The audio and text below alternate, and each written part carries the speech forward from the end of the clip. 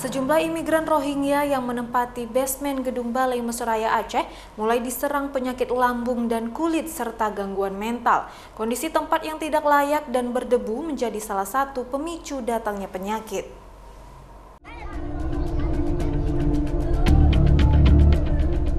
Sejak menempati gedung Balai Mesuraya Aceh, pasca mendapat penolakan dari mahasiswa dan masyarakat Aceh, kini sejumlah imigran Rohingya dari anak-anak, wanita hingga pria dewasa mulai diserang berbagai penyakit. Dari pemeriksaan yang dilakukan tim medis Rumah Sakit Pendidikan Universitas Syah Kuala Banda Aceh, petugas menemukan sejumlah penyakit seperti gangguan mental, lambung, diare, dan penyakit kulit. Dan jika tidak segera ditangani, maka akan berdampak buruk bagi para imigran dan warga yang berkunjung ke lokasi tersebut. Guna memantau kesehatan warga etnis Rohingya di Banda Aceh, pihak Rumah Sakit Pendidikan USK melakukan pemeriksaan rutin sebanyak 2 kali dalam seminggu, yaitu pada hari Senin dan Kamis.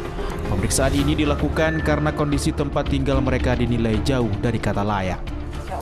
Dari kita lakukan pemeriksaan ada 27 pasien dan paling banyak memang sakitnya itu dispepsia, ada permasalahan di lambung dan juga permasalahan di kulit kayak dermatitis sama tinea. Setelah kita lakukan pemeriksaan, tekanan darah semuanya dalam batas normal, nadinya juga dalam batas normal, pemeriksaan fisik juga dalam batas normal, nggak ada yang mengarah ke permasalahan di medis. Lebih kalau kita lakukan wawancara terhadap teman-temannya yang juga dari Rohingya, lebih ke psikologisnya, lebih memang.